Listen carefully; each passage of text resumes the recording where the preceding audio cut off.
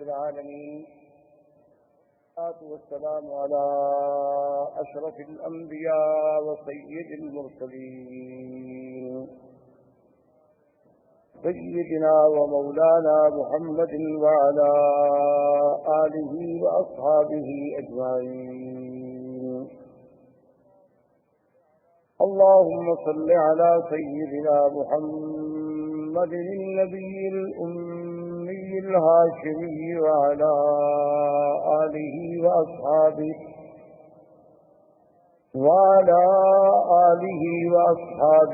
البررة الكرام، وعلى سائر الأنبياء والمرسلين والملائكة المقربين. أما بعد، فقد قال الله تبارك وتعالى في القرآن المجيد والفرقان الحميد: أعوذ بالله من الشيطان الرجيم، بسم الله الرحمن الرحيم.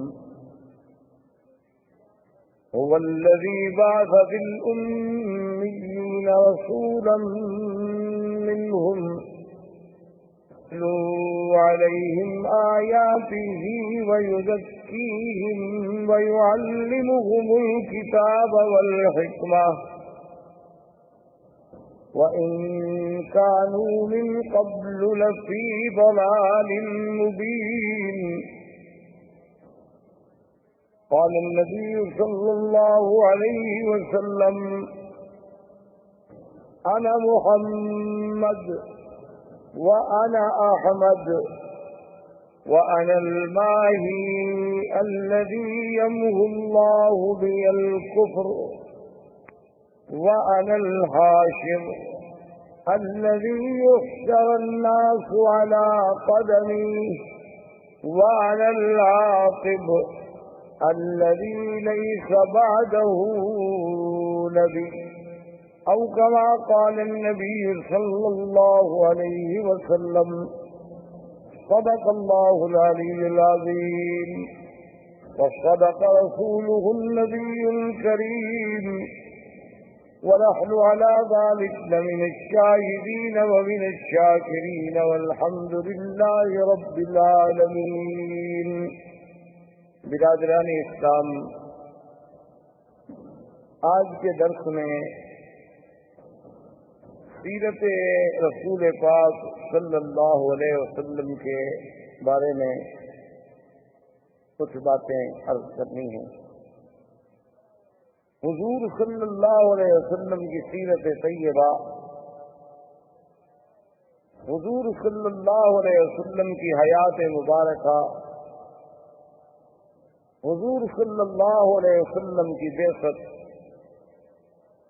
حضور صلی اللہ علیہ وسلم کی عالمگیریت، حضور صلی اللہ علیہ وسلم کے انس جن کے لیے مبعوث ہونا، حضور صلی اللہ علیہ وسلم کی نبوت و رسالت تک قیامت تک کا جاری رہنا، یہ ساری چیزیں اور سارے پہلو اس کے متقاضی ہیں کہ جیسے خود اللہ نے قرآن میں فرمایا ہے کہ میرے نبی صلی اللہ علیہ وسلم کے آنے سے پہلے اس جزیرہ عرب کا اور عرب کے احوال کی کیا کیفیت، تو اس کا پس منظر جب تک ہمیں تھوڑا بہت معلوم نہ ہو تو پھر سیرت کا صحیح مقام جو ہے اس کے سمجھنے تک رسائی حاصل کرنا بہت مشکل ہوتا ہے.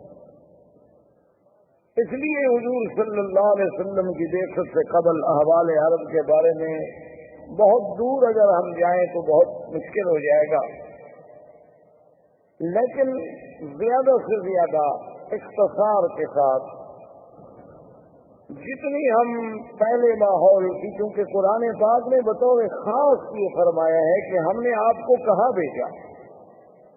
ایک تو فرمایا ہم نے آپ کو امیین میں بھیجا کہ جو بالکل پڑھنا لکھنا نہیں جانتے، جن کے پاس کوئی کتاب نہیں.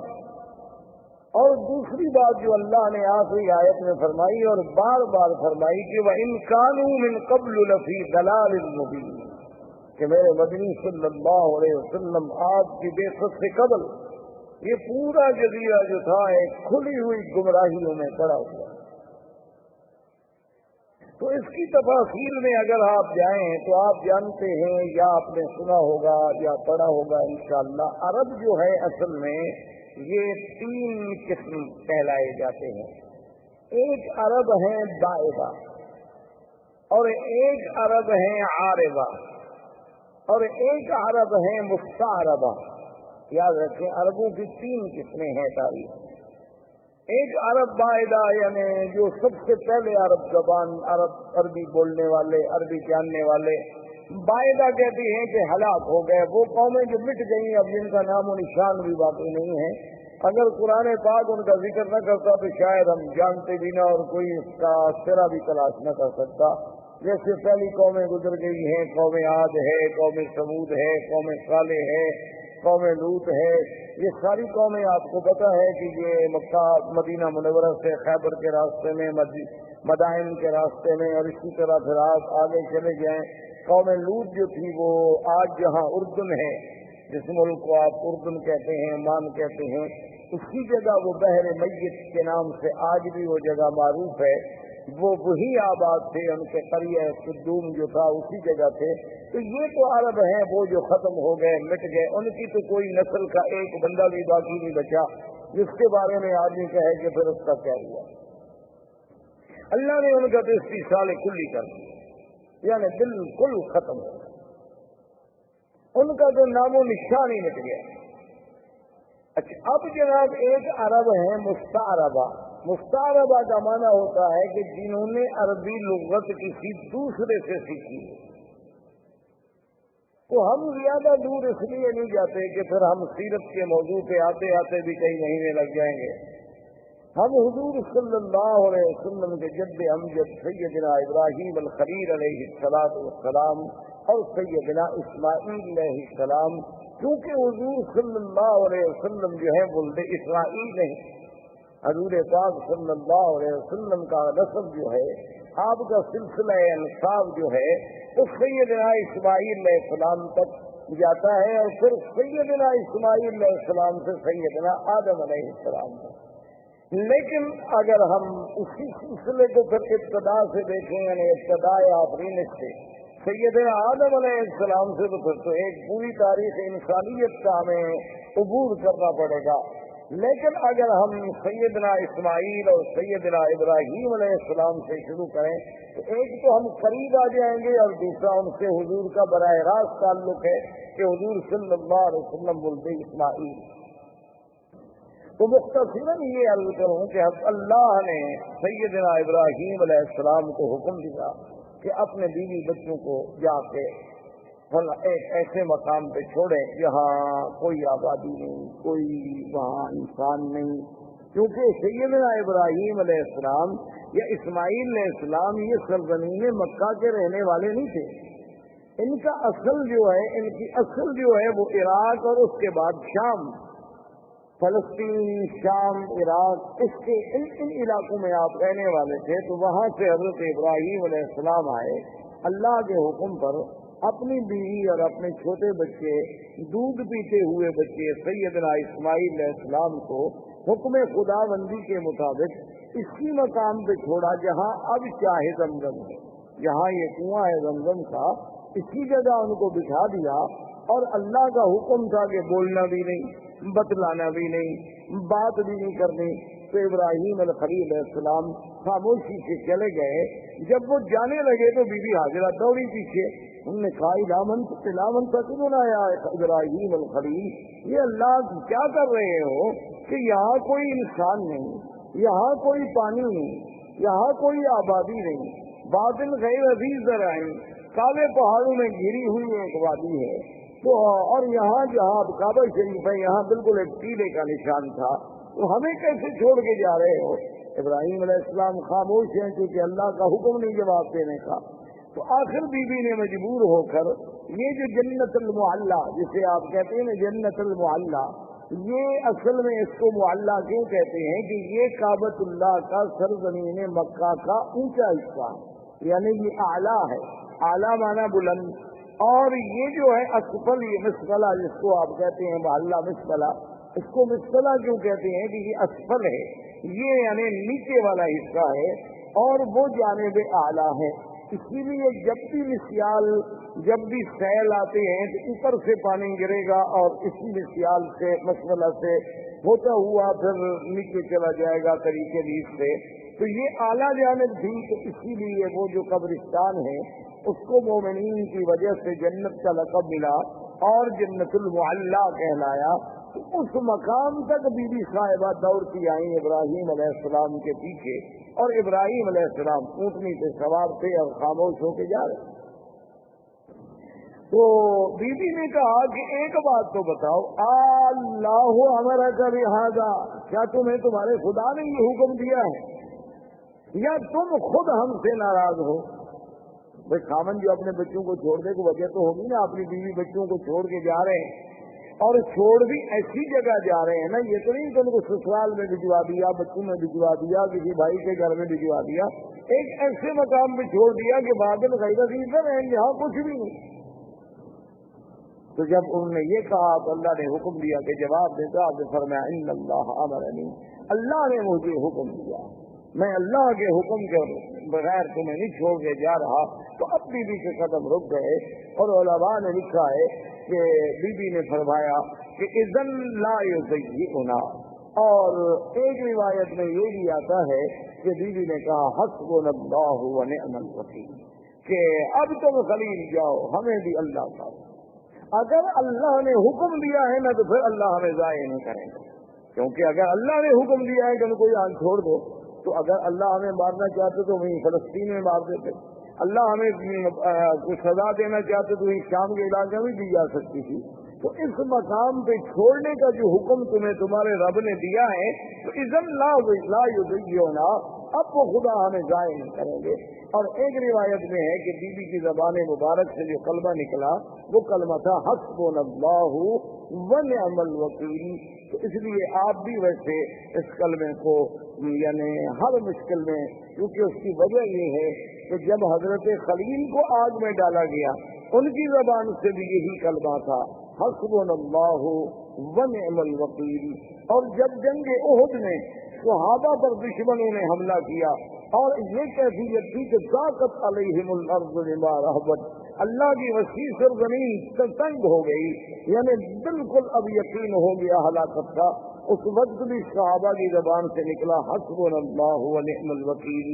سیدہ عائشہ صدیقہ رضی اللہ تعالی عنہا پہ جب تہمت لگی، اتنا بڑا الزام لگا امہات المؤمنین پہ، عصمت رسول پاک پہ، تو جب سب سے پہلے بی بی کو خبر ملی کہ آپ پر یہ الزام لگا ہے تو بی بی کی زبان سے نکلا حسبنا اللہ ونعم الوکیل.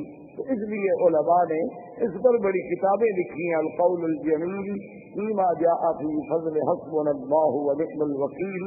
تو ہر مصیبت میں اور ہر مشکل میں، ظاہری مشکلات، باطنی مشکلات، دنیاوی مشکلات، نوکری کی مشکلات، دشمنوں کی مشکلات، اگر اس کو آدمی یقین کامل سے پڑھے تو اللہ تبارک و تعالیٰ کی رحمت سے، کیونکہ جس نے پڑھا ہے اس کی اللہ نے مشکل حل فرما دی ہے.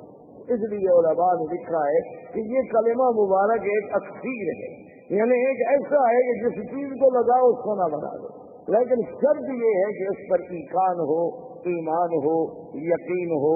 اور پھر پڑھنے کے لیے کوئی حد نہیں، وضو ہے نہیں ہے، ڈپٹی پہ ہیں آپ، چل رہے ہیں، گھر میں ہیں، بیٹھے ہیں، جب یاد آیا تو پڑھ دیا.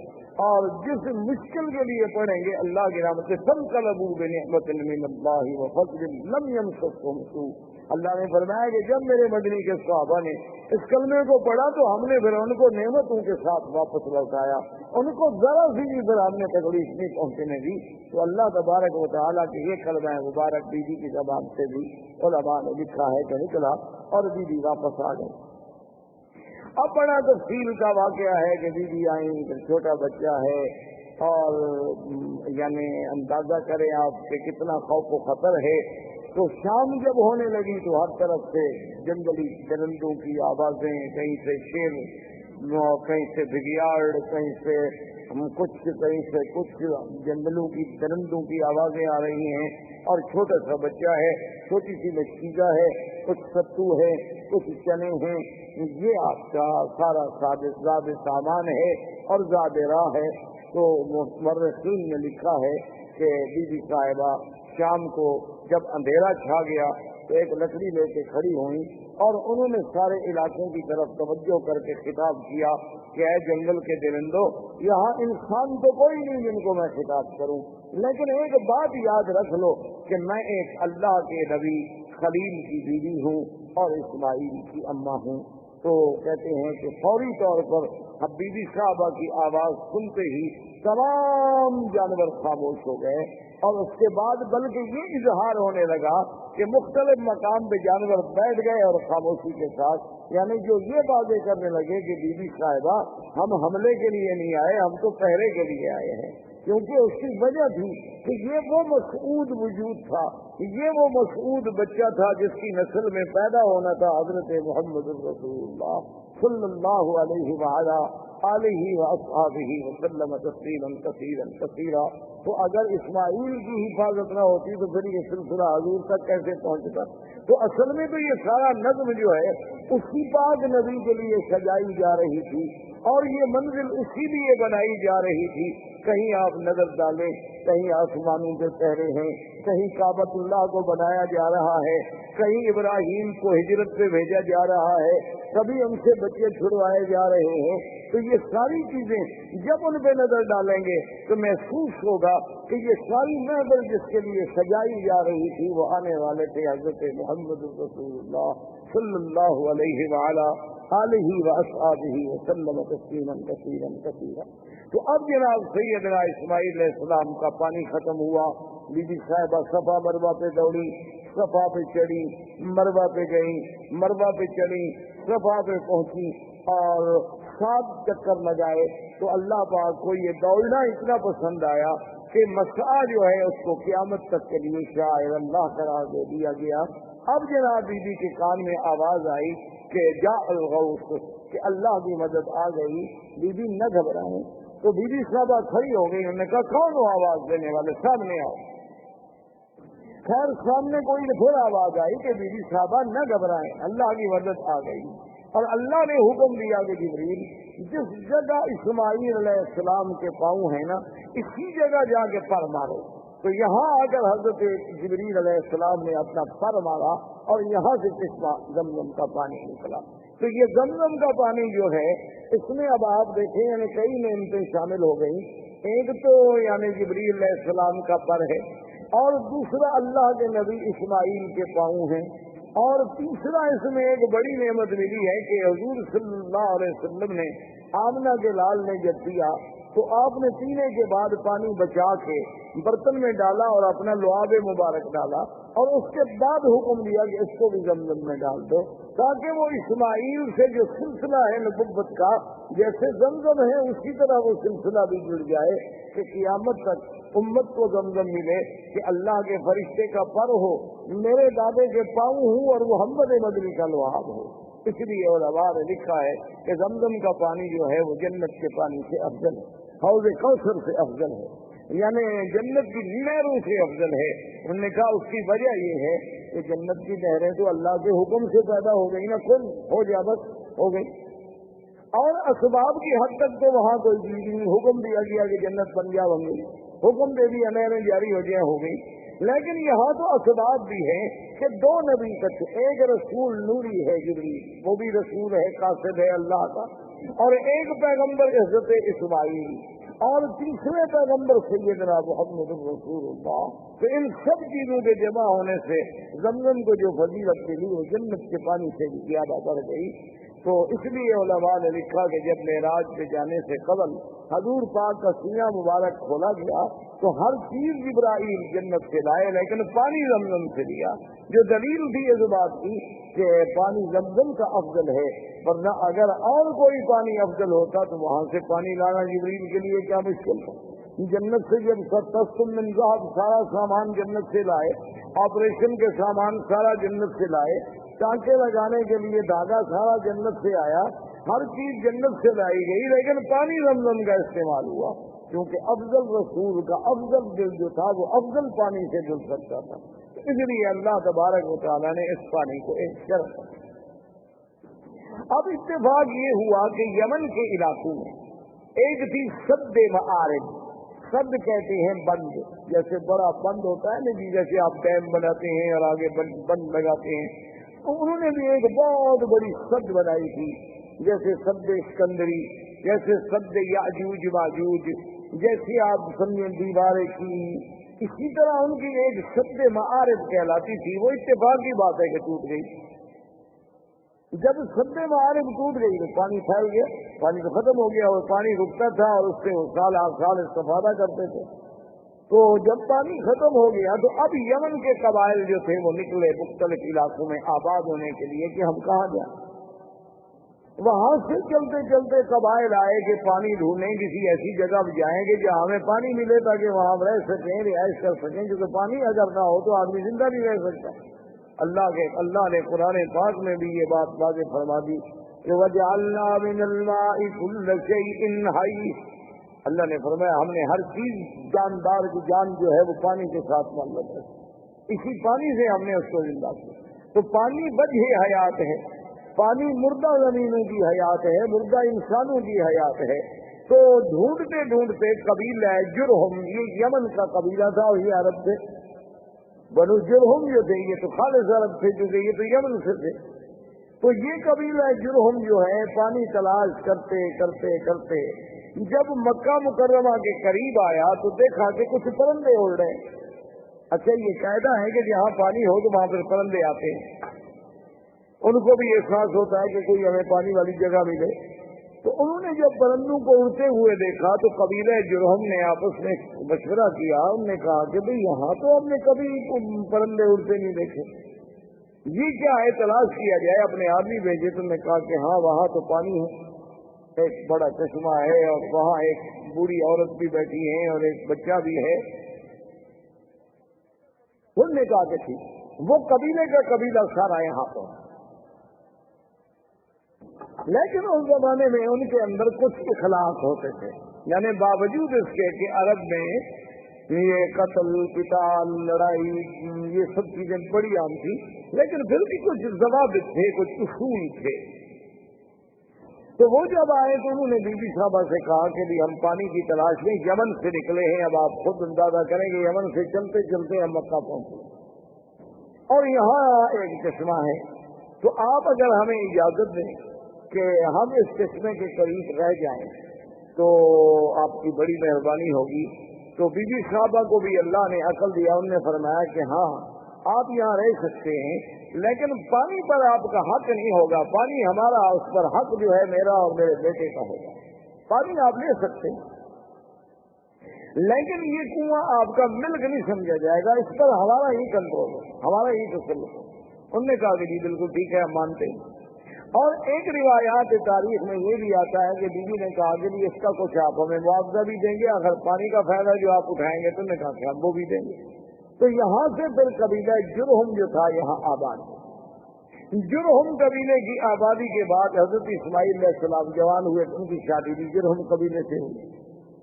جب ان سے ہوئی تو اب حضرت اسماعیل علیہ السلام نے عربی زبان جو تھی وہ جرہم سے سیکھی، اس وجہ سے آپ جو ہیں عرب مختار آبا کہلائے کہ آپ کی اپنی زبان مبارک عرب نہیں تھی، بلکہ آپ نے عربی جو تھی وہ جرہم سے سیکھی۔ اب زبان جو ہے اس پہ قابو ہے۔ اسماعیل علیہ السلام کی عمر مبارک جو ہے جب 16 سال کی تھی، اللہ نے اس حضرت ابراہیم الخلیل علیہ السلام کو حکم دیا، وہ آئے اور بنا کعبہ کا حکم ملا کہ یہاں اللہ کا گھر بنائیں۔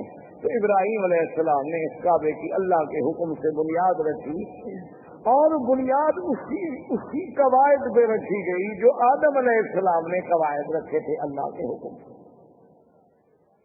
اب ایک تاریخ میں یہ آتا ہے کہ ابراہیم علیہ السلام نے پوچھا کہ اللہ آپ کا حکم ہے کہ میرا کعبہ بناؤ، لیکن مجھے پتہ نہیں کتنا طول ہے، عرض ہے، کتنا کعبہ ہے، کہاں دیواریں ہوں گی، وہ تو ٹیلا تھا نا، بارشیں آتی اور فلڈ آتے اور سیل آتی، سیلاب آتے اور تو بنتے بنتے بہت بڑا ٹیلا بن گیا۔ تو اللہ نے حکم دیا کہ ہم آسمان پر بادل کا ایک ٹکڑا بھیجتے ہیں، جہاں جہاں بادل کا سایہ ہو سمجھ لو کہ یہ جگہ کعبہ، اور جہاں سایہ نہیں ہوگا تو وہ جگہ کعبہ نہیں، اسی جگہ تم نشان لگا لو۔ تو کعبۃ اللہ کے اوپر ایک سایہ ایسے جیسے سائبان کھڑا ہو جاتا ہے، यानी वो खड़ा हो गया और हजरत इस्माइल अलैहि सलाम, हजरत इब्राहिम और इस्माइल अलैहि सलाम ने नीचे काबतुल्लाह के निशान लगा। देखे ना कि आज 1400 साल के बाद दुनिया तरक्की करती है ना जी, कि जब भी नक्शा कभी हमारी कैप्टन पे बैठ के या फिजाओं से बैठ के या छोटे जहाजों पे बैठ के ऊपर से वो किसी इलाके का किसी शहर का नक्शा बनाते हैं, लेकिन अल्लाह ने अपने काबे के लिए तो 4000 साल पहले से नक्शे का इंतजाम फरमा दिया कि भी उसकी पैमाइश देख रही है, तूलो अर्ज देख रहा है, और इनके फोटो तो गलती भी कर सकते हैं, लेकिन वो तो साया इतना सही था कि उसमें जब इब्राहिम अलैहिस्सलाम ने खोदा तो नीचे इब्राहिम हजरत आदम अलैहिस्सलाम की बुनियादें मिल गई, तो उस पर वो काबतुल्लाह की जो है वो तारीफ।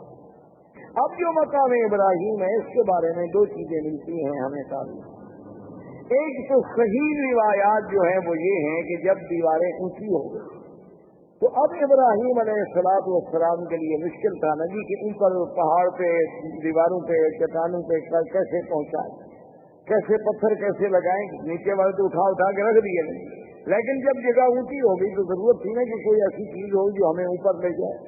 अब उसके लिए जरूरत ये थी कि दरख्त काटे जाएं, लकड़ियां काटी जाएं, फट्टे बनाए जाएं, उनको बांधा जाए और खड़े होने का जरिया बने। तो अल्लाह ने हुक्म दिया कि इब्राहिम अल खलील यहाँ एक पत्थर है, इस पत्थर पे तुम खड़े हो जाओ और ये तुम्हारे हुक्म के हमने ताबे कर दिया है, इसको आप हुक्म देंगे ये नीचा हो जाएगा और हुक्म देंगे तो खुद बखुद ये नीचे चला जाए। यानी आप देखें ना आज क्रेनों के जो तस्वुर है, मशीनरी के जो तस्वुर है कि आपके बटन से जरूरत के मुताबिक ऊपर होंगी नीचे होंगी, लेकिन अल्लाह तबारक व तआला की कमाल कुदरत देखें और अंबिया के मोजिज़ात देखें कि ना तो कोई मशीनरी लगाई गई, न वहाँ कोई मोटर लगाई गई, न कोई बिजली का इंतजाम किया गया, बस पत्थर को हुक्म दे दिया गया जो मेरा नबी कहता है मानो, पत्थर ताबे हो गया, बात खत्म हो गई। अल्लाह तबारक व तआला चाहे तो दाऊद अलैहिस्सलाम के पत्थर ताबे कर दे, अल्लाह चाहे तो इब्राहिम अलैहिस्सलाम के ताबे कर दे, तो इब्राहिम अलैहिस्सलाम खड़े हो जाते, पत्थर ऊपर हो जाता, फिर नीचे हो जाता और उस पर हजरत इब्राहिम अलैहिस्सलाम के कदमों के निशान पड़ गए। वैसे आपको भी कभी धोखा जरूर लगा होगा, आप जब देखते होंगे मकाम इब्राहिम के पत्थर के भाई इतना छोटा पाँव और अंदर कैसे पूरा चला गया, ये पूरा अंदर नहीं था, ये तो असल में ये है कि यूं पत्थर था ना तो आपने जब पाँव रखा तो पाँव का निशान लग गया अंदर थोड़ा सा, ये बाद में तो हमने चुन चुन के चाट के अल्हम्दुलिल्लाह इसको नीचे पहुंचाया। ये हमारी अपनी मेहरबानी है, यानी बाकी जो हमने मेहनत की है ना, जो रोजाना हाथ जो लगाते रहे माशाअल्लाह, जैसे हजरत सलमान फारसी रज़ी अल्लाह तआला अन्हु के बाद में जो खजूरें थी तो हमारे हाजियों ने माशाअल्लाह उनको सीने लगा के खजूर आधी खत्म हो गई, वो नतीजा ये निकला गया, फिर वो खजूरें बोसीदा हो गई और वो गिर गई। तो हमारी कौम तो इन चीजों की माशाअल्लाह बहुत माहिर है। अल्लाह तबारक व तआला की मेहरबानी है कि वो जनाब उसने जो हाथ लगाना शुरू किया और जो चाटना शुरू, देखा नहीं कि कड़े दिन में गिलाफ काबा बांधा जाते हैं, उनको हर 2 साल के बाद बदलना पड़ता है, ये उसको भी बल्कि हिला रहे रहते हैं और वो भी घिस जाते हैं वहाँ, क्योंकि हर वक्त एक आदमी ने पकड़ा हुआ हो तो क्या करे आदमी। तो बहरहाल तो मकाम इब्राहिम इस पत्थर का नाम। अच्छा अल्लाह की शान देखें, ये मकाम इब्राहिम जहाँ अब है, यहाँ ये मकाम इब्राहिम जो है बिल्कुल काबतुल्लाह की दीवार के साथ था, क्योंकि ये तो तामीर में काम लगाया गया है और तामीर के बाद वही इसको छोड़ दिया गया, इसको दूर लाने की तो कोई वजह ही नहीं थी। अब भी आपने देखा होगा काबतुल्लाह के दरवाजे के पास अगर आप देखें ना तो बुनियादों पर कैसे पत्थरों के थोड़े थोड़े निशान हैं। दरअसल ये वो मकाम है जहाँ जिब्रील अलैहिस्सलाम ने खड़े होकर हुजूर को नमाज पढ़ाई। ये मकाम इमामत जिब्रील अलैहिस्सलाम है। काबतुल्लाह का दरवाजा जहाँ खत्म होता है तो नीचे आप जरा बुनियाद पर नजर डालें तो वहाँ आपको ऐसे 4-5 टुकड़े पत्थरों के अजीब अजीब से लगे हुए नजर आएंगे उसकी बुनियाद में। तो ये वो जगह है जहाँ सैयदना आका इनामदार सरकार दो आलम सल्लल्लाहु अलैहि वसल्लम को जिब्रील ने नमाजें पढ़ाई, 5 अव्वल वक्त में और 5 आखिर में। तो ये भी वो निशान जो था रखा गया। अच्छा इसी के साथ अब तो मताफ मुबारक को ठीक किया गया। पहले आपने देखा होगा छोटा सा एक निशान लगता था कि जैसे यहाँ कुछ जगह नीची है, तो ये वो जगह थी जहाँ काबतुल्लाह के लिए मिट्टी और गारा बनता था काबतुल्लाह की दीवारों को लगाने के लिए। तो ये वो मकाम था यहाँ सैयदना इब्राहिम अलैहिस्सलाम ने मिट्टी बनाई और उसका पानी डाला ताकि पत्थरों को जमाने के लिए उस मिट्टी से फायदा उठाया जा सके।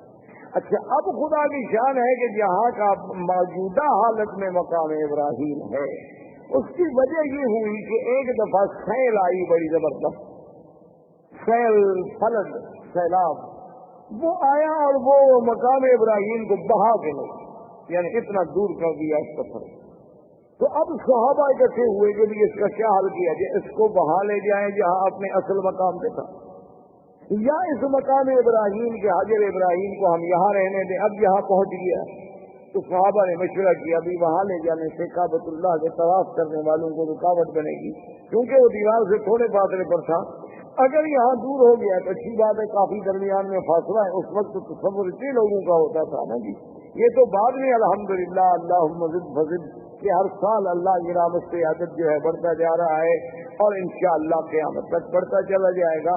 تو اس جگہ تو صحابہ کا مشورہ یہ طے ہو گیا کہ اب اس کو نہ چھوڑو، اب اس کو اسی جگہ رہنے دو، ورنہ ہر دور میں جو بھی آئے گا اس کو تبدیل کرے گا، کوئی کہے گا یہاں کر دو، کوئی کہے گا یہاں لگا دو، کیا اللہ نے پہنچا دیا اسی جگہ رہنے۔ لیکن آپ حیران ہوں گے، حکمت دیکھیں خدا کی، آج بھی ہمیں تواریخ سابقہ، تاریخ عالم کو جب آپ کھولیں تو ان میں یہ باتیں ملتی ہیں کہ بےعین ہی اسی جگہ ابراہیم علیہ السلام جب کعبۃ اللہ بنا رہے تھے نا، تو یہاں کھڑے ہو کر دیوار کو دیکھتے تھے کہ دیوار سیدھی ہے کہ نہیں، کیونکہ ان کے پاس بھی آلات تو تھے نہیں اور نہ پہلے زندگی میں کبھی عمارت بنائی تھی، وہ تو اللہ کا حکم تھا نا کہ تعمیر کر دو۔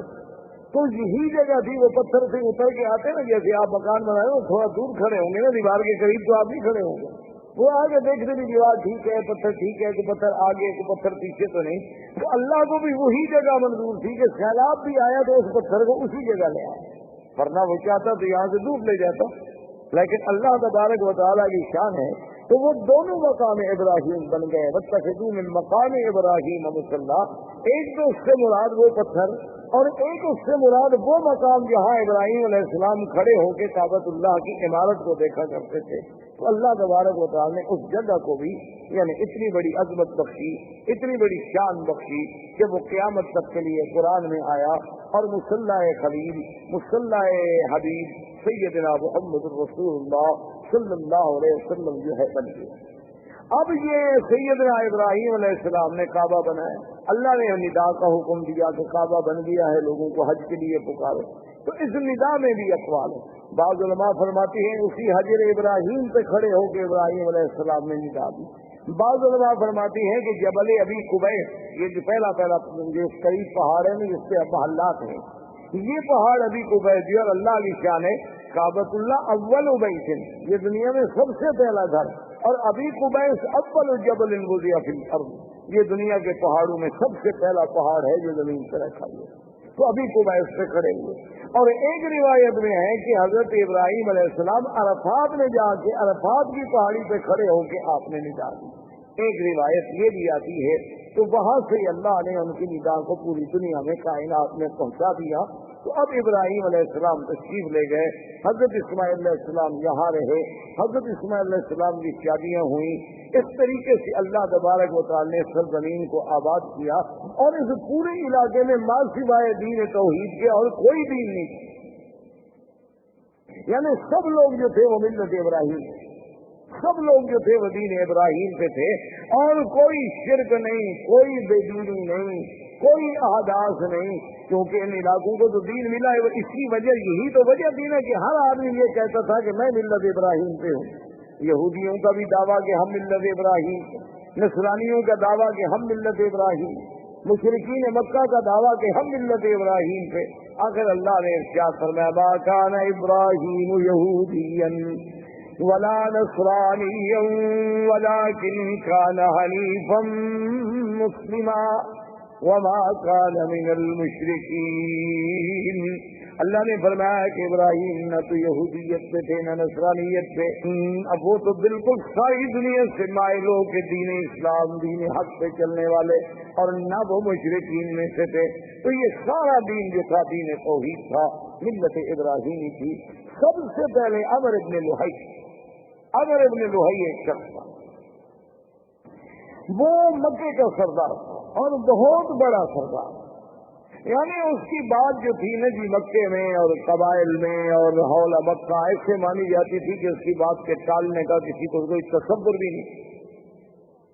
تو عمر ابن لوہی جو ہے یہ وہ آدمی ہے جو حاجیوں کو بڑی خدمت کرتے، ان کو زمزم پلاتے، صرف زمزم خالی نہیں بلکہ اس میں اصل ملا کے، شہد ملا کے پلاتے تھے حاجیوں۔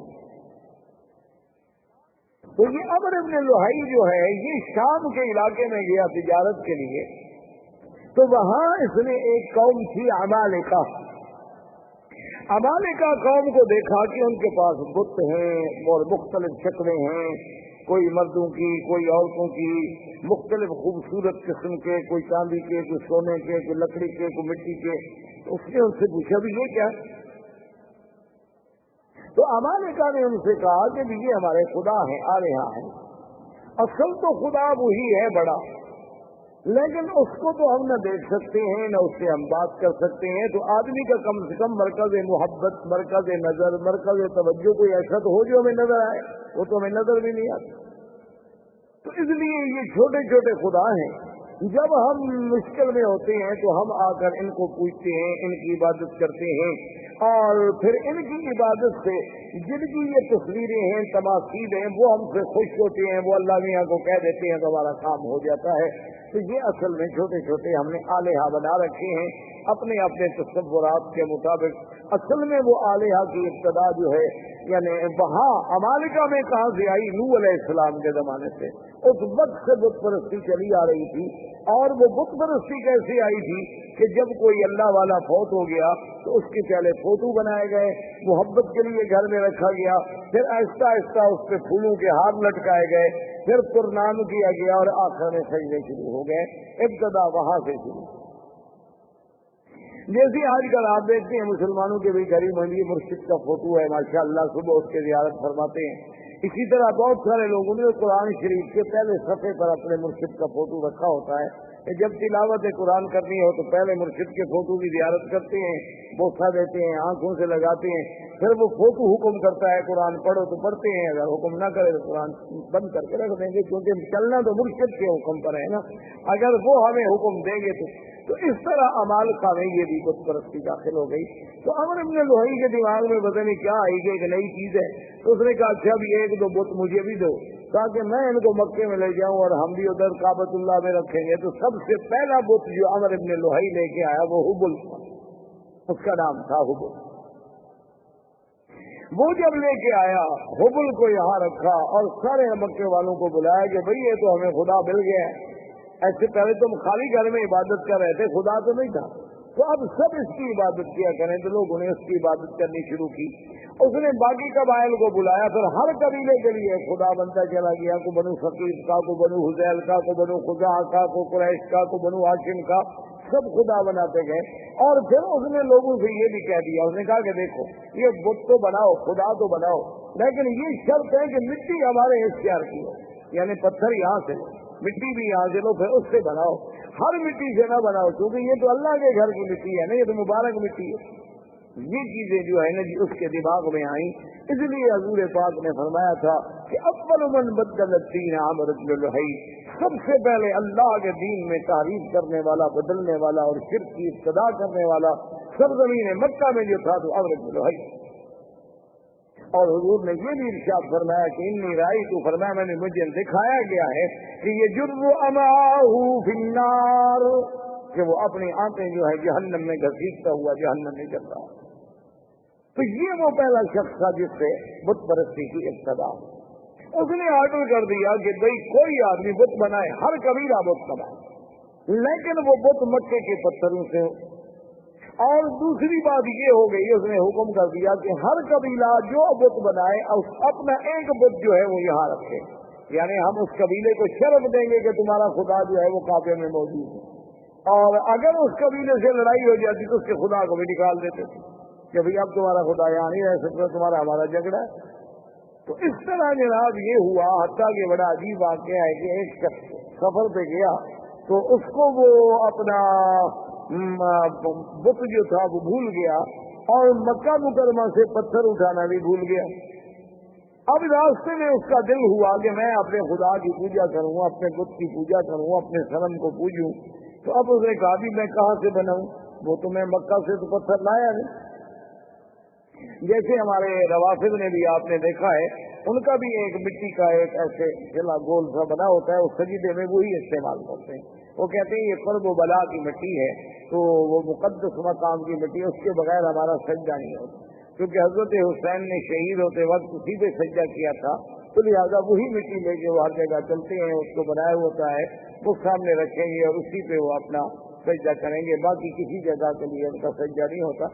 اللہ نے ہمارے لیے پوری دنیا پاک کی، انہوں نے جناب تنگ کرتے ہی مشرکین مکہ نے کہا مکے کے پتھروں کا بت بناؤ، ان نے کہا کربلا کا بناؤ.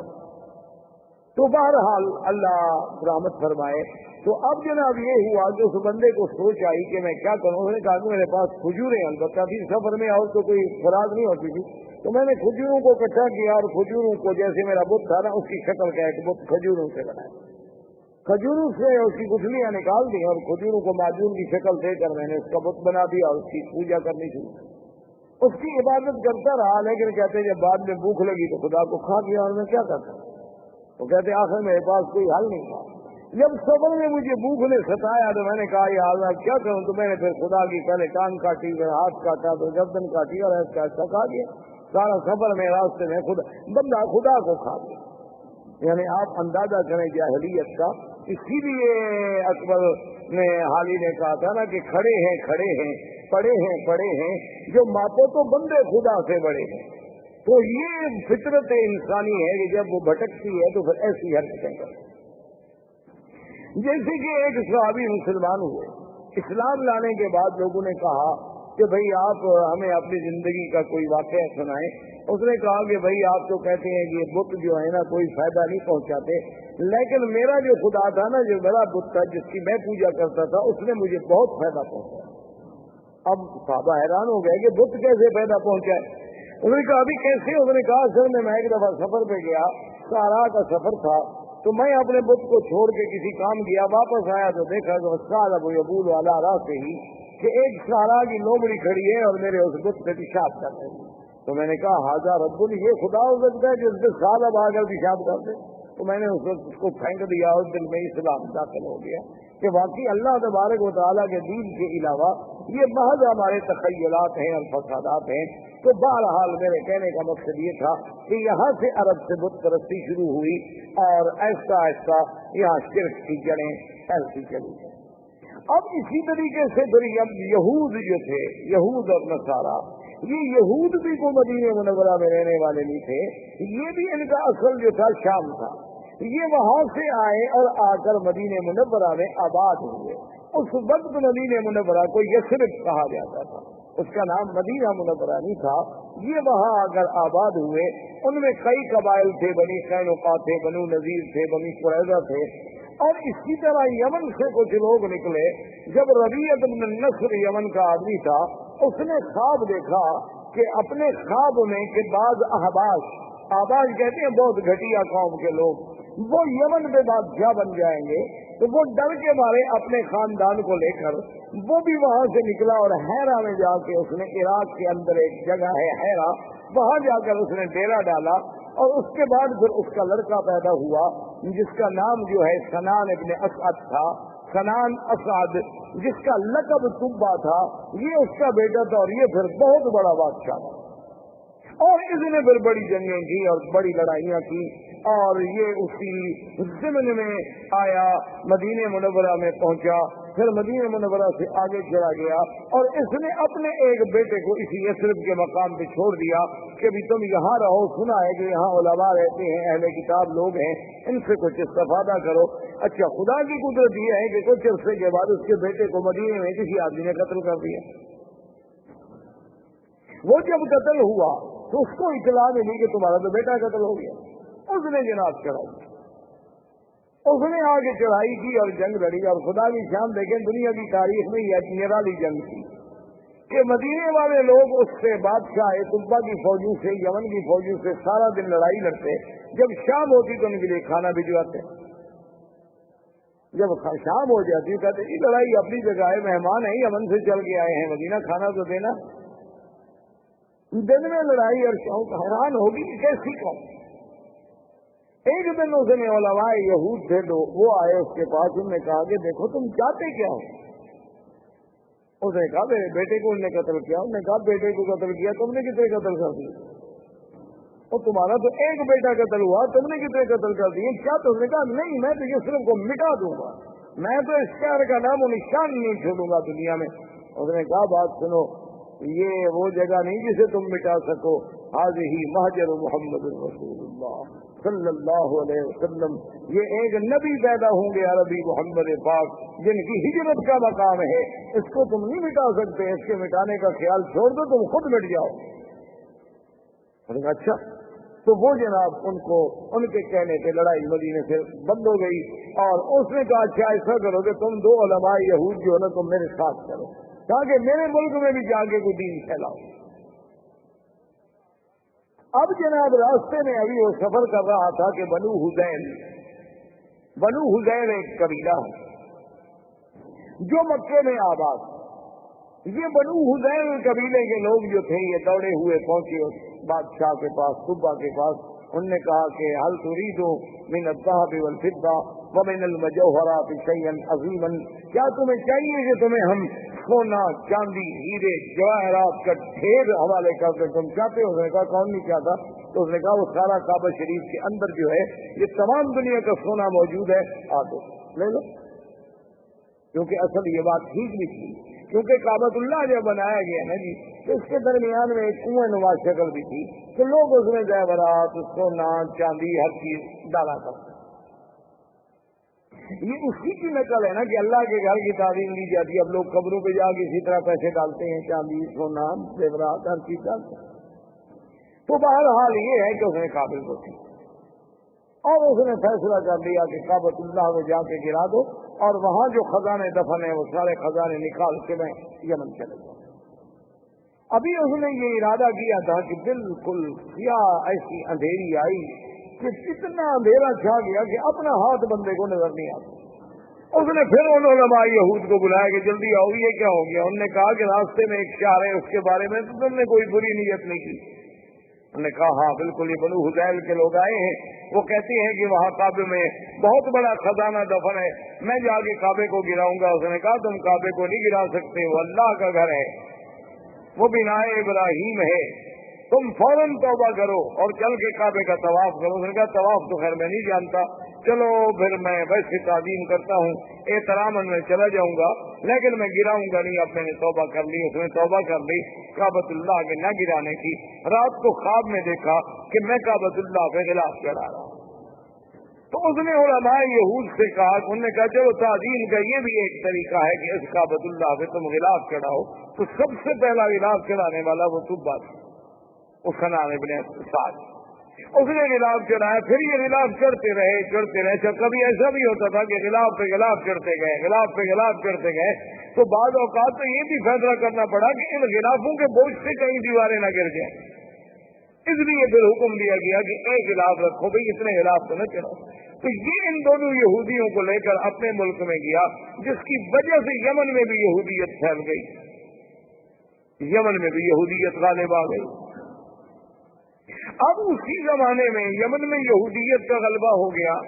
نجران کے علاقوں میں کچھ نصارہ تھے, اور اسی طرح ہرقل قیصر روم جو ہے وہ نصرانی تھا.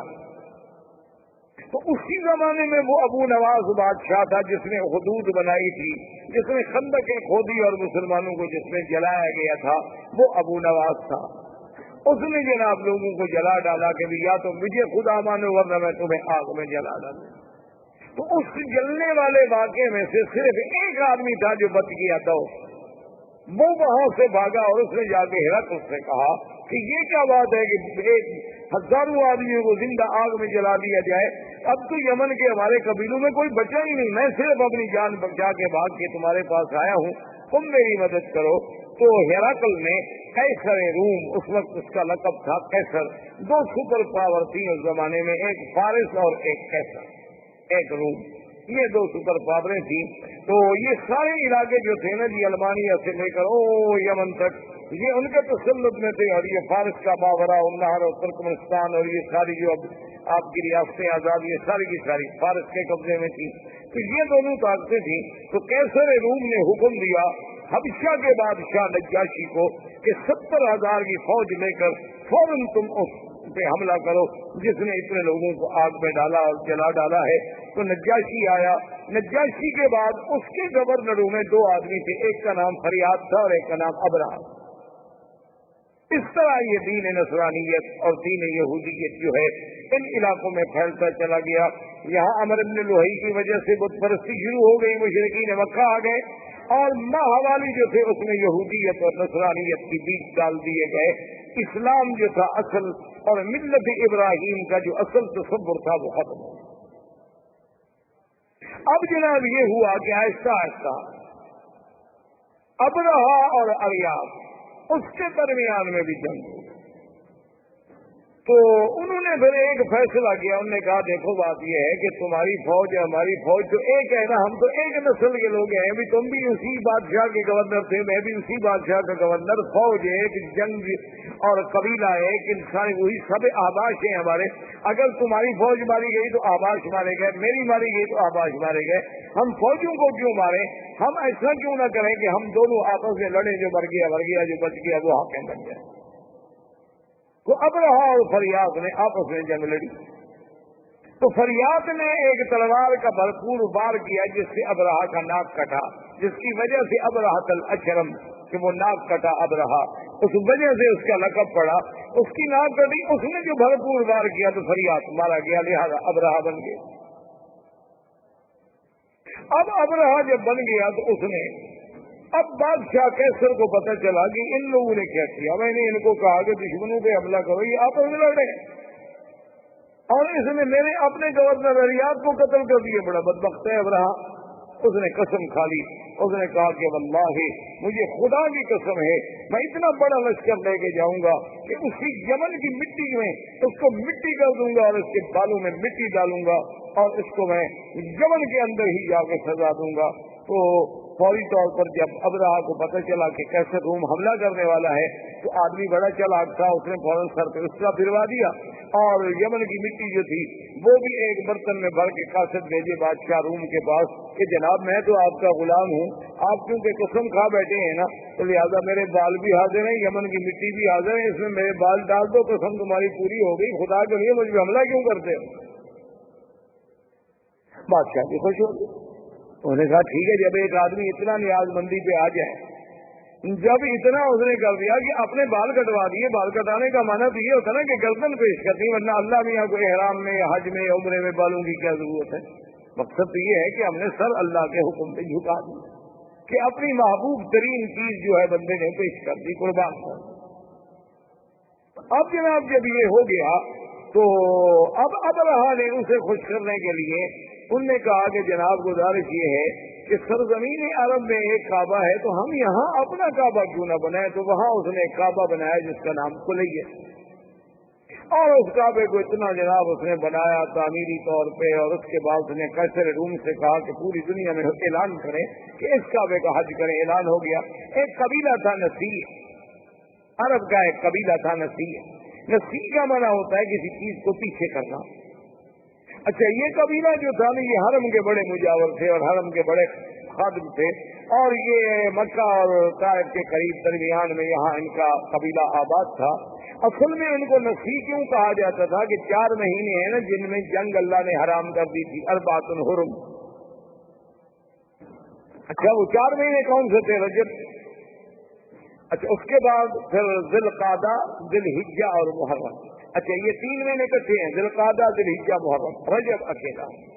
اب جناب جب یہ اتنی مدت ہو جائے عربوں کو اور لڑائی نہ ہو تو عرب تو بغیر لڑائی کرے نہیں سکتے تھے نا، یہ تو قومیں ایسی تھی کہ ہر وقت لڑنا ہے۔ ان کی لڑائیاں اس بات پہ بھی ہوئی ہیں کہ ایک قبیلے نے کہا کہ تمہارے درختوں سے ایک چڑیا اڑی اور میرے درختوں پہ آ کے بیٹھ گئی، یہ زیادتی کیوں ہوئی؟ اس میں لڑائی شروع ہو گئی اور سینکڑوں آدمی قتل ہو گئے کہ وہاں سے چڑیا اڑ کے میرے باغ میں کیوں، لڑائی ہو گئی۔ اب جناب یہ جب ان کا اب جو 3 مہینے صبر کیسے کریں تو یہ اس قبیلے والوں کو کہتے کہ ہم نے فلاں قبیلے سے لڑنا ہے، تو کہتے کوئی بات نہیں، ہم محرم کو پیچھے کر دیتے، ہم محرم جو ہے نا پیچھے کر، ذی الحج کے بعد جب مہینہ آتا ہے وہ کہتے کہ یہ سفر ہے، اس کے بعد محرم آئے گا، تو اس کو یعنی 1 مہینے کو پیچھے کر دیتے۔ تو اس لیے ان کو نسی کہا گیا کہ یحلونہ عامن ویحرمونہ عامن. اللہ نے قرآن میں بھی فرمایا ایک سال تو اس کو محرم رہنے دیتے, ایک سال اس کو سفر بنا دیتے, پھر جنگ حلال ہو جاتی. تو یہ نسی قبیلہ جو تھا, ان کو جب پتہ چلا کہ بھئی حبشے میں ابرہا نے ایک کعبہ بنایا ہے خدا کے کعبے کے مقابلے پر, انہوں نے کہا بھی اگر ایسا ایسا اس کی رونق بڑھ گئی اور چرچا بڑھ گیا تو ہمارا تو مسئلہ ختم ہو جائے گا. یہ یہاں سے کچھ آدمی نکلے اور چوری چوری داخل ہوئے, عبادت کے بہانے سے رات کو وہاں گندگی کٹھی کی اور ان کی دیواروں کو گندگی لگا کے یہ غائب ہو گئے. صبح جب ابرہا کو اطلاع ملی کہ تمہارے کعبے کو تم بے حرمتی کی, اس نے کہا یہ کس نے کی ہوگی؟ اس نے کہا صاف بات ہے, صاف بات ہے, عرب قبائل کے علاوہ اور کون کر سکتا ہے, اور کسی کو ہمارے کعبے سے کیا دکھ ہے. تو تحقیق پر پتہ چلا کہ بھی ہاں یہ تو نسی والوں کا کام ہے, جو مکے کے کعبے کے مجاور ہے نا قبیلہ بنو نسی, یہ انہی کا کام ہے. انہوں نے کیا تو انہوں نے کہا کہ ٹھیک ہے, حکم دیا فوجیوں کو کہ تیاری کرو, میں جا کے اس کعبے کو منہدم کرتا ہوں. جب تک وہ کعبہ رہے گا نا تو میرے کعبے کا جو ہے لوگ عزت نہیں کریں گے اور نہ یہاں کوئی حج کرے گا. اس کعبے کو توڑ دیتے ہیں, کچھ عرصے کے بعد لوگ بھول جائیں گے کہ کہاں کعبہ تھا, کہاں کیا تھا, کیا حج تھا, کیا احکام تھے. تو یہ وہاں سے لشکر لے کے چلا, اور اسی کے لشکر میں ہاتھیوں کا لشکر تھا, اور ان میں جو سب سے بڑا ہاتھی تھا اس کا نام محمود, اس ہاتھی کا نام جو ہے محمود کا لوگ نام رکھتے, اور اس کا سائس جو تھا چلانے والا اس کا نام انیس. یہ جناب لشکر چلا, یہ جب آیا راستے میں تو لوگوں کو پتہ چلا کہ یہ عجیب بات ہے, کعبۃ اللہ کو گرانے کے لیے آ رہا ہے. تو راستے کے عرب قبائل جو تھے انہوں نے جا کے اس سے لڑائی لڑی, لیکن وہ بیچارے شکست کھا گئے, اور ذو نفر ان قبیلوں کا سردار تھا وہ قید ہو گیا. وہاں سے چلتے چلتے یہ طائف آیا. طائف میں اس وقت بنو ثقیف تھے, قبیلہ بنو ثقیف آباد تھا. تو بنو ثقیف کو پتہ چلا کہ ذو نفر جو ہے وہ بھی شکست کھا گیا, بنو خصم والے وہ شکست کھا گئے, تو ہم بنو ثقیف اب اس کا کیسے مقابلہ کر سکتے ہیں اتنے بڑے لشکر کا. تو انہوں نے ابرہا کو پیغام بھیجا کہ دیکھو تم جا رہے ہو کعبۃ اللہ کو توڑنے کے لیے, ہم تمہارا راستہ نہیں روکتے, تم جانو مکہ جانے کعبہ جانے, لیکن شرط یہ ہے کہ لا تؤذونا تم ہمیں ایذا نہیں پہنچاؤ. اس نے کہا بالکل, لیکن اس نے کہا کہ اپنی شرافت اور صداقت کی کوئی نشانی, کوئی دلیل تو دو نا کہ تم پکے ہو. ایسا تو نہیں کہ میں ادھر جاؤں اور تم پیچھے سے حملہ کر دو, کیونکہ بنو ثقیف بھی بڑی مشہور لڑاکی قوم تھی اور خاص طور پہ تیر انداز. تو انہوں نے ایک آدمی تھا جس کا نام تھا ابو رغال. ابو رغال جو تھا نا جی, وہ انہوں نے کہا کہ یہ آدمی ہم تمہیں دے رہے ہیں, یہ ایسا آدمی ہے کہ ایک تو طائف سے لے کر مکے تک تمہیں راستے بتائے گا, اس کا سڑکیں تھوڑی بنی ہوئی, اور راستہ نہ جانے تو 2 دن کا راستہ 10 دن لگ جاتے. نے اپنے قبیلوں سے اپنے دین والوں سے غداری کی اور ان سے وفا کی کہ ان کو مکے کا راستہ بتلایا, اور وہ چلتے چلتے مکے کے قریب پہنچا, اور اسی راستے میں ابو رغال جو ہے وہ مر گیا. اور دنیا میں تاریخ میں یہ بات موجود ہے آج بھی کہ اس کی قبر جو تھی نا جی, آج تک دنیا میں ابی رغال کی قبر مشہور تھی کہ بعد میں عرب والے جاتے تو اس کی قبر پہ جا کے پتھر مارتے تھے, جیسے جمرۃ العقبہ کو مارتے ہیں نا, کہ یہ وہ بدبخت ہے کہ جس نے اپنے دین کو بھی چھوڑا, اپنے قبیلوں کو بھی چھوڑا, اور ابرہا کو لے آیا کعبہ گرانے کے لیے. تو ابو رغال وہاں مر گیا. ابرہا کا لشکر جب کعبۃ اللہ کے قریب پہنچے اس نے ڈیرا ڈال دیا اور حکم دے دیا کہ جو لوگ ملے, مال ملے, مویشی ملے, سب پکڑ لو, چونکہ روک ڈالنا تھا مکے والوں پر. تو ان مال مویشیوں میں 200 اونٹ جو ہے وہ عبد المطلب کے بھی پکڑے گئے. عبد المطلب جو ہے یہ حضور صلی اللہ علیہ وسلم کے دادا ہیں, اور عبد المطلب جو تھے کان جسیمن وسیمن, یعنی بڑے خوبصورت, بڑے جمال والے, کیوں نہ ہوں اگر دادا ہے محمد رسول اللہ صلی اللہ علیہ وسلم. انہیں پتہ چلا کہ جناب آپ کے 200 اونٹ پکڑ لیے ابرہا نے, تو وہاں پہنچے اور انہیں پتہ چلا کہ ذو نفر جو ہے ہمارے قبیلہ عرب کا قید میں ہے, تو ذو نفر کو ملے کہ بھائی تمہارا کوئی تعلق ہے؟ انہوں نے کہا میرا تعلق ہوتا تو میں قید ہوتا. البتہ میں یہ کر سکتا ہوں کہ جو ہاتھی چلانے والا انیس ہے سائس, اس زمانے میں ہاتھی کا جو سائز ہوتا تھا نا اس کو بڑا تقرب ہوتا تھا کہ وہ بادشاہ کے قریب بیٹھتا تھا. بادشاہ کا ہودج جو ہے سب سے بڑے ہاتھی سے ہوتا تھا. تو میں انہیں اس کو کہہ دیتا ہوں کیونکہ راستے میں چاہے میں قید میں رہا لیکن ہماری کچھ دوستی ہو گئی آپس میں, تو اس نے انیس کو سفارش کی. انیس نے ابرہا سے کہا کہ عبد المطلب سردار جو ہے مکے کا ملنے آیا ہے. اس نے کہا ٹھیک ہے. جب عبد المطلب داخل ہوئے تو کہتے ہیں ابرہا پہ اتنا روک پڑا, اتنا ان کا دبدبا اور جلال تھا کہ اس نے کہا کہ تخت پہ برابر بٹھاؤں تو پھر تو بات شاید نہ بنے. خود تخت سے نیچے اتر آیا اور استقبال کیا اور خود بھی نیچے بیٹھ گیا اور عبد المطلب کو بھی اپنے برابر بٹھایا. اتنا روب آ گیا اس کے دل پر کہ یہ کون ایسا خوبصورت جمال والا آدمی. اور پھر عبد المطلب جیسا فصیح آدمی, بولنے والا آدمی, اس نے کہا جی آپ حکم دیں, آپ کیسے آئے؟ انہوں نے کہا کہ کوئی مسئلہ نہیں ایسا, مسئلہ صرف اتنا ہے کہ میرے 200 اونٹ جو ہیں وہ آپ کے لوگوں نے, آپ کی فوجیوں نے پکڑے ہیں, وہ آپ نے پوچھو. تو ابرہا ہنس رہے. انہوں نے کہا کیا بات ہے؟ انہوں نے کہا کہ عبد المطلب دیکھو جب تم آئے نا تو میرے دل میں تمہاری بڑی عزت, بڑی عظمت تھی. میں نے کہا یہ تو سردار اس قسم کے تو میں نے آج دیکھے ہیں, لیکن جب تم نے بات کی نا تمہاری عزت ساری ختم. عبد المطلب نے کہا بولے نہ تھا کیوں؟ اس نے کہا عجیب بات ہے, میں کعبۃ اللہ کو گرانے کے لیے فوج دے کے بیٹھا ہوں, تم مکے کے سردار ہو, تم مجھ سے معافی مانگے, مکے پہ چڑھائی نہ کرو, کعبۃ اللہ کو نہ گراؤ, ہمیں معاف کر دو, واپس جاؤ. تم اونٹ چھڑانے کے لیے آئے, تمہیں اونٹوں کا فکر ہے. تو عبد المطلب نے بڑے غور سے دیکھا اور کہا کہ ابرہا سنو, انا رب الابل ولہذا البیت رب یحمی, سن لو کہ میں ان اونٹوں کا مالک ہوں, لیکن اس گھر کا بھی ایک مالک ہے جو اس کی خود حفاظت کرے گا. مجھے کیا ضرورت ہے حفاظت کرنے کی, ہم تمہارا مقابلہ نہیں کرتے. تو یہ کون سی معقولیت ہوگی کہ ہم بلا وجہ جنگ لڑیں؟ مجھے اونٹوں کی فکر تھی میں آ گیا, لیکن اس گھر کا بھی ایک رب ہے, ولہذا البیت رب, اس گھر کا بھی ایک رب ہے, یہ نہیں ہے جو اپنے گھر کی خود حفاظت کرے گا, ورنہ ہم تو عاجز بندے ہیں, ہم حفاظت نہیں کرتے. تو ابرہا نے کہا اچھا ٹھیک ہے جی لے جاؤ اونٹ لے جاؤ, لیکن بات سن لو, قریش سے کہہ دو, قبائل عرب سے کہہ دو کہ ہم تمہارے ساتھ جنگ کے لیے نہیں آئے, ہم تو صرف اللہ کے کعبے کو گرانے کے لیے آئے. اگر وہ میرے راستے میں رکاوٹ نہیں بنیں گے, اگر وہ میرا راستہ نہیں روکیں گے تو میں ان کو کبھی تکلیف نہیں پہنچاؤں گا, بس میں کعبہ کا اعلان کر کے چلا جاؤں گا. عبد المطلب نے کہا ٹھیک ہے. آئے, انہوں نے اعلان کر دیا کہ مکے والوں پہاڑوں پہ چلے جاؤ, اللہ سے دعائیں مانگو. خود اس نے طواف کیا, ملتزم پہ آیا اور اس نے کہا کہ مولا تو جانتا ہے کہ ہم عاجز ہیں, ہم تیرے گھر کی حفاظت نہیں کر سکتے, آج اپنے گھر کی حفاظت تو خود فرما. اور اس کے بعد پہاڑوں پہ چلے گئے. بادشاہ نے حکم دیا اور اس محمود ہاتھی کو آگے چلایا.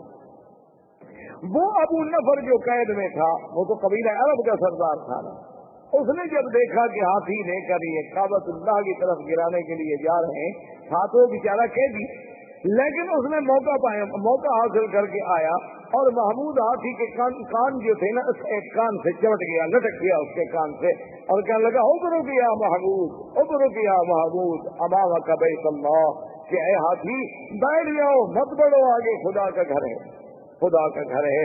اس نے اتنی کہنا تھا کہ ہاتھی بیٹھ. اب ہاتھی جب بیٹھ گیا تو بادشاہ ابرہا نے حکم دیا خائش کو کہ ہاتھی کو چلاؤ, ہاتھی کو مارتا ہے, ہاتھی چلتا ہے. خائش نے کہا کہ چلو ہاتھی کا رخ موڑو یمن کی طرف. ہاتھی کا رخ جب یمن کی طرف موڑا گیا تو جناب چل پڑا. اس نے کہا پھر ایک لمبا چکر دے کے پھر کعبے کی طرف موڑو, کعبے کی طرف موڑے, ہو برک کر کے بیٹھ گیا. اس نے کہا یہ عجیب بات ہے, ہاتھی کیوں نہیں جاتا؟ اس نے کہا جی اب آپ دیکھ رہے ہیں میں یمن کی طرف چلاتا ہوں تو چلتا ہے, اور کعبے کی طرف چلاتا ہوں تو نہیں چلتا. تو ابھی اسی اثنا میں تھے کہ اللہ تبارک و تعالیٰ کے حکم سے کعبۃ اللہ کی جانب سے آسمان پہ سیاہی پھیل گئی, اور چھوٹے چھوٹے پرندوں کا اتنے بڑے قول آئے کہ جیسے بادل ہوتا ہے, جس کو قرآن کہتے ہیں الم تر کیف فعل ربک باصحاب الفیل الم یجعل کیدہم فی تضلیل وَأَرْسَلَ عَلَيْهِمْ طَيْرًا أَبَابِيلَ تَرْمِيهِمْ بِحِجَارَةٍ مِّن سِجِّيلٍ فَجَعَلَهُمْ كَعَصْفٍ مَّأْكُولٍ. اللہ نے فرمایا کہ آپ نے نہیں دیکھا کہ اللہ نے ہاتھی والوں سے کیا کیا؟ اللہ نے کیسے ان کی قید, ان کے مکر, ان کے چالاکی, ان کے دھوکے کو اللہ تبارک و تعالیٰ نے کیسے مٹا ڈالا. اور کیسے فرمایا کہ پرندے بھیجے اور پرندے بھی چھوٹے سے، اور ہر پرندے کے پاس 3 چھوٹے چھوٹے پتھر کے دانے ہیں، یعنی ایک پنجے میں، ایک دوسرا پنجے میں، ایک پونچھ میں۔ اللہ نے حکم دیا کہ بس ان کو تم گراؤ، یہ ایٹم کے ذرے بن جائیں گے۔ فَجَعَلَهُمْ كَعَصْفٍ مَأْكُولٍ، ایسے ہو گئے کہ جیسے گھاس چرا ہوا، گھاس دیکھا نا جیسے روندا ہوا ہو، گھاس جانور چبا چبا کے پھینک دے اور پانی کے تلے ڈھونڈ ڈالے۔ بات کہتی ہیں کہ جس میں وہ آیا بیماری ہوئی اور گوشت گلنے لگ گیا، گرنے لگ گئے، مرتے مرتے ابرہا مر گیا۔ تو یہ وہ سال ہے جس میں ولد فیہ رسول اللہ صلی اللہ علیہ وسلم، جس میں میرے مدنی محمد مصطفیٰ صلی اللہ علیہ وسلم پیدا ہوئے۔ کیونکہ عرب کے پاس کیلنڈر نہیں تھا، تقویم نہیں تھی، تاریخ نہیں تھی، وہ بڑے بڑے حوادث کو یاد کرتے تھے کہ یہ واقعہ کب ہوا، یہ واقعہ کب ہوا۔ اب ان کو جب پوچھا جاتا کہ حضور کب پیدا ہوئے، وہ کہتے اس سال پیدا ہوئے جس سال ہاتھی کا قصہ ہوا، ولد سنۃ الفیل۔ تو اب میرے مدنی صلی اللہ علیہ وسلم کی پیدائش کا مرحلہ آیا۔ تو یہ احوال عرب تھے۔ اس کے بعد جو میں نے سابقہ درس میں عرض کیا تھا وہ پیدائش سے پہلے کے حالات تھے، اور زندگی باقی